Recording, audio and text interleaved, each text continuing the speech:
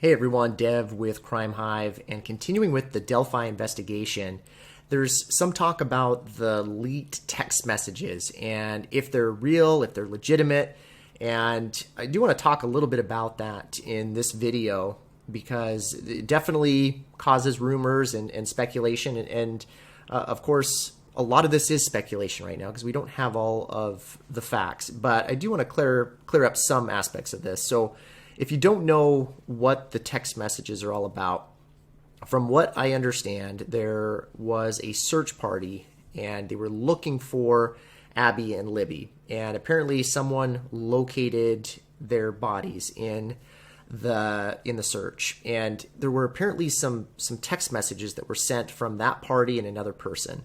So the question is it real? Are these text messages real? Because they're quite disturbing. And absolutely viewer discretion is advised if you have a tough time in hearing specific aspects related to the victims of these young girls.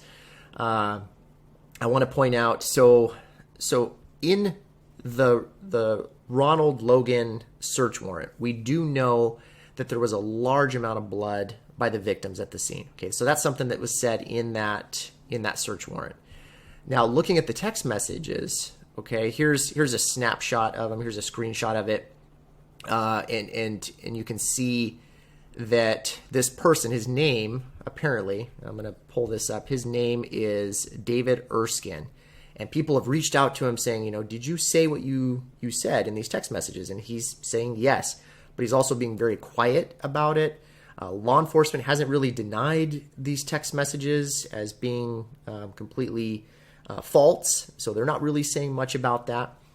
So we kind of only have what we have to go off of, right? And so here's what some of those text messages said.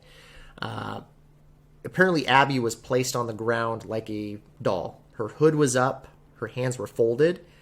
She had the same clothes on from the bridge earlier, and she was stabbed in the heart and the artery in the neck.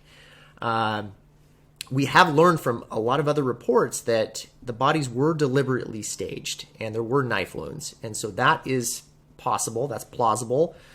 Based on those stab wounds, there could be a large amount of blood on that scene, and that's verified in the FBI report.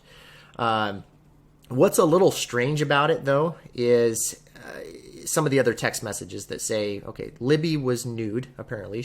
Her top was half covered with leaves and sticks as if to cover her. It mentioned that there was possible DNA from her fingernails because she fought like hell.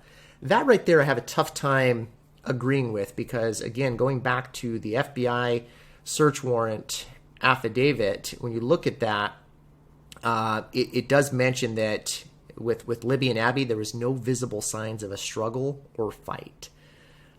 So then hearing more information about the hairs and the fibers, again mentioning that's really important. So again, there could certainly be DNA, and there could be DNA underneath the fingernails. That's actually quite common in some of these cases. You can find DNA under fingernails. But it appears there was no fight. So that right there makes me, kind of scratch my head and wonder about the validity of those messages there. Okay, the text messages. A former prosecutor, had gone on the Down the Hill podcast, and I didn't watch this episode, but if you have, certainly chime in if you have some information about it. This prosecutor talked about there being 3 unique signatures at this crime scene.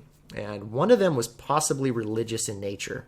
So really interesting. If these bodies are staged very deliberately, it seems like it's an odd scene from these accounts. A very strange scene, as if they wanted police or somebody to find their bodies. So I'm gonna probably watch that, and I can provide some more information if you'd like.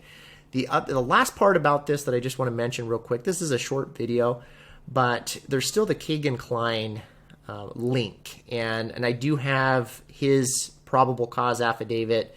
This is fairly old, but I can certainly comb through this and go through that if that's helpful for anybody too, just to understand how that link was apparent or just the facts in this case. So that's all I have.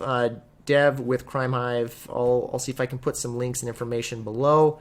Let me know what you'd like me to speak about, or if there's other information you'd like me to get out to everyone. All right, we'll chat with you soon.